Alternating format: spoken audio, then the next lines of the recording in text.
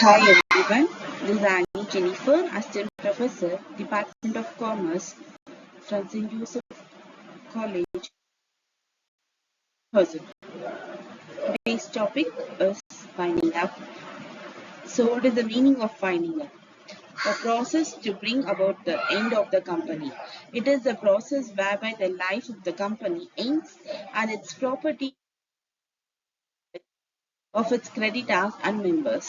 An administrator, or also known as liquidator, is appointed who takes charge, collects its asset, pay off the debts, and finally distribute the remaining portion among the members.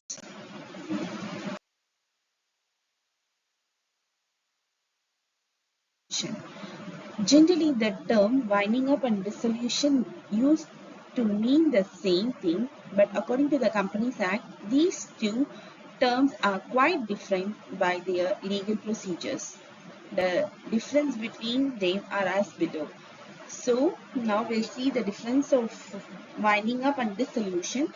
Main feature, the stage and involves realizing of asset, paying of liabilities and distribution of surplus if any. The second stage in which a company is finally dissolved. Proceedings carried out by the liquidator appointed by the company court. Order can be issued only by the court. Liquidators' duties. Liquidators represent the company. Liquidators cannot represent the company. Debt. Creditors can prove their debts. Creditors cannot prove their debts. Grounds for winding up by tribunal. Section 271. A special resolution against national interest, fraud,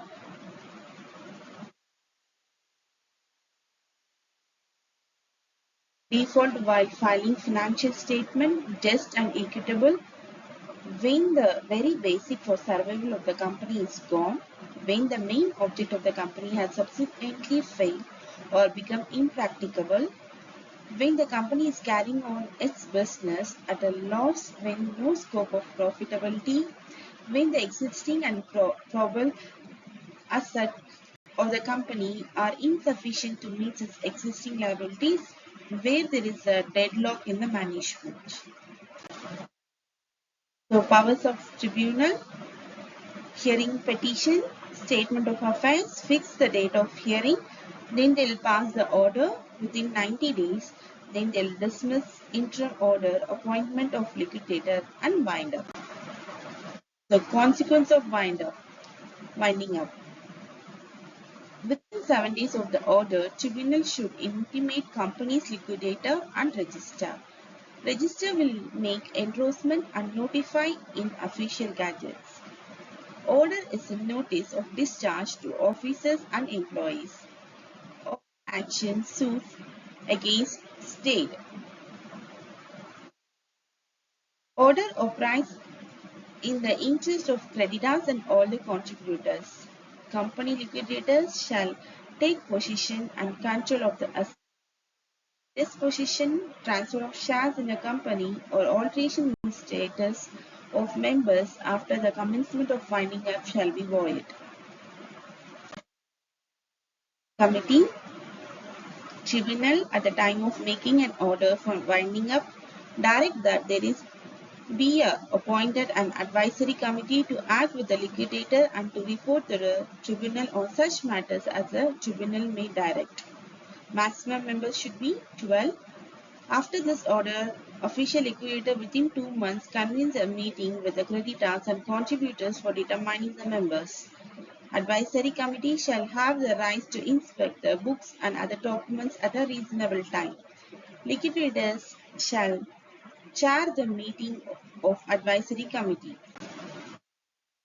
Liquidation process in case of company has made default in payment of debts. So first thing, the provision relating to insolvency and liquidation of corporate debtors shall be applicable only when the amount of default is 1 lakh rupees or more.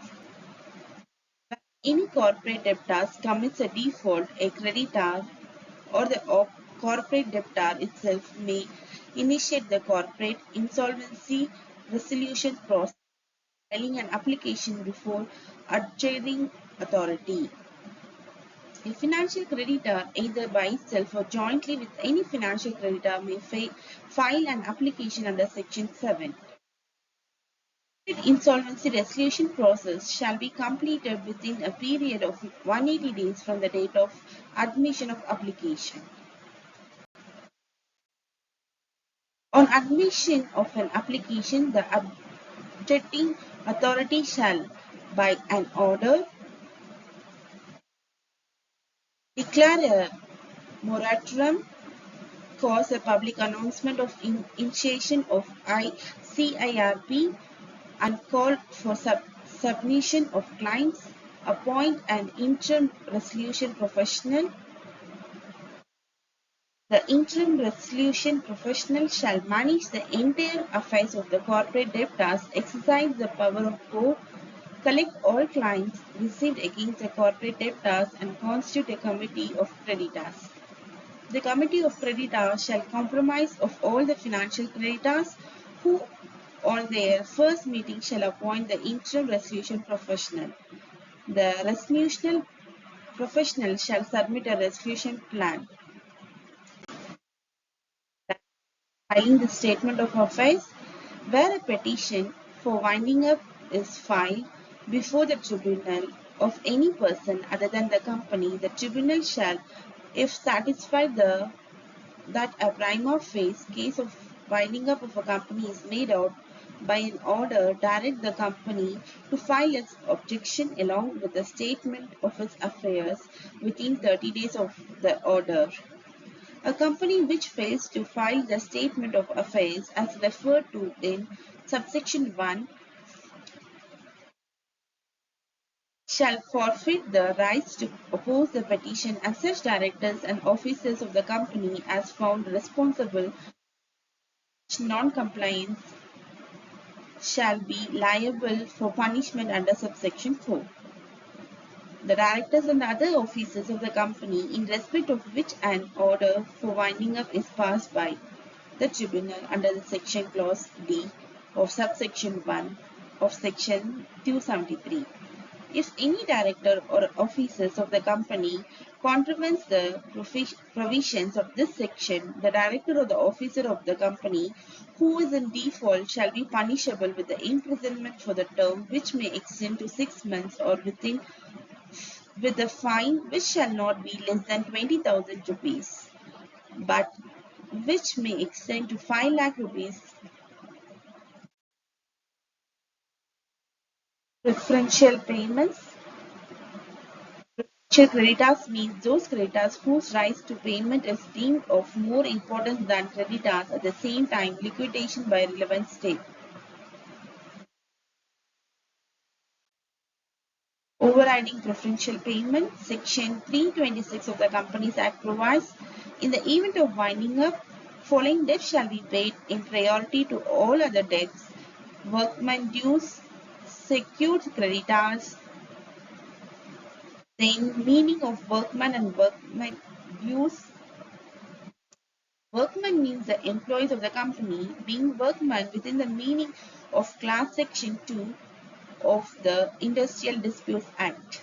Work dues means the sum due from the company towards workman.